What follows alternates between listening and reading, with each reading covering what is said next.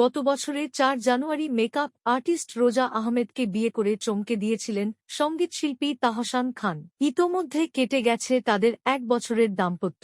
এমন সময় রোজার কিছু দৃষ্টিনন্দন আয়োজন ও নজরকাড়া লুক আলোচনায় চলে এলো। সঙ্গে বিবাহবার্ষিকীর শুভেচ্ছায়ও ভাসছেন তারা। সম্প্রতি একগুচ্ছ ছবি প্রকাশ করেন রোজা আহমেদ, আর তা ছড়িয়ে পড়ে সামাজিক মাধ্যমে। তৈরি হয় নানা আলোচনা। রোজা প্রায়ই নানা লুকে নজর কাড়েন ভক্তদের, এবার যেন চমকেই দিলেন। এদিন তিনি ঝিলিমিলি সিকুইন দেওয়া বডিকন গাউনে ধরা দেন, যেখানে তাকে অত্যন্ত গ্ল্যামারাস ও লাস্যময় লুকে দেখা যায়। এছাড়াও সেই মিষ্টি আয়োজনে বিশাল লিলি ফুল ও মোমবাতিতে সেজেছে রোজা তাহসানের অ্যানিভার্সারি কেক। সাদা ক্রিমে ঢাকা এই কেকের পাশাপাশি ছিল একটি সুন্দর গোলাপের তোড়া। নেটিজেনদের ধারণা, প্রথম বিবাহবার্ষিকীতে স্ত্রীকে বিশেষ এই সারপ্রাইজ দিয়েছেন তাহসান। গত বছরের ৪ জানুয়ারি বিয়ে করেন তাহসান রোজা।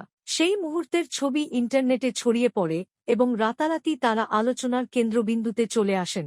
পরে জানা যায়, মেকআপ আর্টিস্ট রোজা আহমেদকে বিয়ে করেন তাহসান। নিউ ইয়র্ক ইউনিভার্সিটি থেকে কসমেটোলজিতে উচ্চতর ডিগ্রি নিয়েছেন রোজা। বর্তমানে তিনি নিউ ইয়র্কের কুইন্সের নিজস্ব প্রতিষ্ঠান রোজাস ব্রাইডাল মেকওভার সফলভাবে পরিচালনা করছেন।